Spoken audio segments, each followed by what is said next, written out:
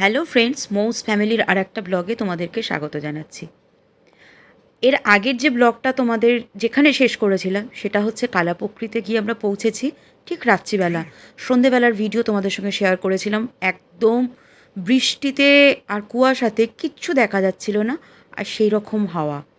এটা ঠিক তার পরের দিন অর্থাৎ 29 তারিখ, 29শে মে সকালবেলা ভোরবেলা আমরা কিন্তু ভীষণ ভালো ওয়েদার পেয়েছিলাম এবং কালাপুকুরি দেখতে বেরিয়ে গেছিলাম প্রত্যেকেই। কিন্তু এত অস্বাভাবিক হাওয়া দিচ্ছিল যেন মনে হচ্ছে নিজেরা পাখি একটু বাদেই হয়তো উড়ে চলে যেতে পারি। আর এখানে সবথেকে বড় যে ব্যাপারটা, আমরা এইখানে যে জায়গাটায় রয়েছি, মানে আমাদের যে হোমস্টে, সেটা কিন্তু নেপালের মধ্যে রয়েছে, আর কালাপুকুরিটা রয়েছে ইন্ডিয়াতে। সুতরাং আমরা একটা অদ্ভুত জায়গায় রয়েছি। আর এই যে দেখছো এখানে যে পাথরগুলো, ওদের মতে, মানে ওখানকার স্থানীয় বাসিন্দাদের মতে, এই পাথরগুলো পরপর সাজিয়ে মনের উইশ যদি করা হয় সেটা ফুলফিল হয়। আমিও করছিলাম, মানে পাথরগুলো সাজাচ্ছিলাম মনের উইশ ফুলফিল করার জন্য। এত সুন্দর লাগছিল যে ওখান থেকে একদম ফেরার ইচ্ছাই করছিল না। কিন্তু কিছু করার নেই, আমাদের আজকের ডেস্টিনি কিন্তু সান্দাকফু। তাই জন্য আমরা ওখান থেকে তাড়াতাড়ি চলে এলাম। দূরে কিন্তু সান্দাকফুও দেখতে পাচ্ছি, মানে আমরা দেখতে পাচ্ছি, তোমরা কতটা ভিডিওয়ে দেখতে পাচ্ছ আমি বুঝতে পারছি না। এই যে হোমস্টেগুলো দেখতে পাওয়া যাচ্ছে, এই 3টে হোমস্টের মধ্যেই কিন্তু আমরা সবাই ছড়িয়ে ছিটিয়ে ছিলাম। আমরা ব্রেকফাস্ট করে নিয়ে কিন্তু সান্দাকফুর উদ্দেশ্যে রওনা দিয়ে দিয়েছিলাম।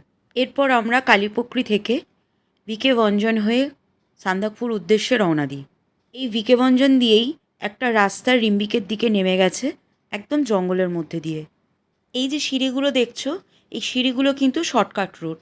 আমাদের মেম্বাররা এই সিঁড়ি ধরেই কিন্তু সান্দাকফুর দিকে রওনা দিয়েছে।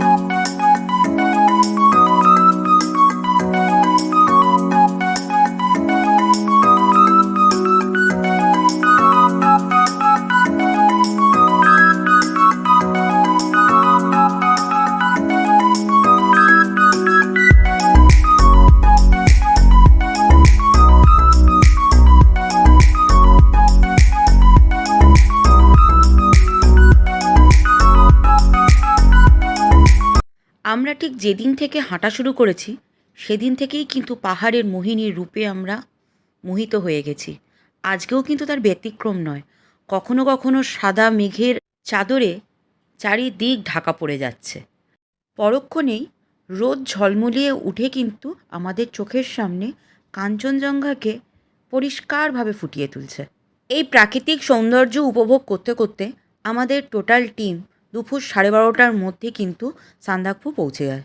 এই সান্দাকফু পশ্চিমবঙ্গের সবথেকে উচ্চতম স্থান, যার সমুদ্রতল থেকে উচ্চতা 11,930 ফিট। আমাদের প্রত্যেকেরই ক্লান্তি কিন্তু মুহূর্তেই উধাও হয়ে যায় এত সুন্দর ওয়েদার দেখে।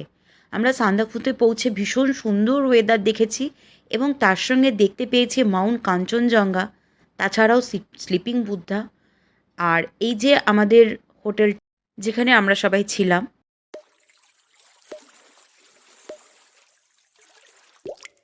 এরপর সন্ধেবেলা আমরা প্রত্যেকে মিলে, অর্থাৎ আমাদের টিম মেম্বাররা প্রত্যেকেই কিন্তু নাচে গানে হই হুল্লোড়ে ভীষণ সুন্দর করে সময় কাটিয়েছিলাম। তার কিছুটা তোমাদের সঙ্গে শেয়ার না করে থাকতে পারলাম না। তবে একটা বিষয়ে ভীষণভাবে দুঃখিত, তোমাদের কাছে ক্ষমা চেয়ে নিচ্ছি। আমি কিন্তু গানগুলো তোমাদেরকে শোনাতে পারলাম না, কারণ কপিরাইট হয়ে যায়, তোমরা সবাই জানো। তাই জন্য আমি এমনি মিউজিক দিলাম।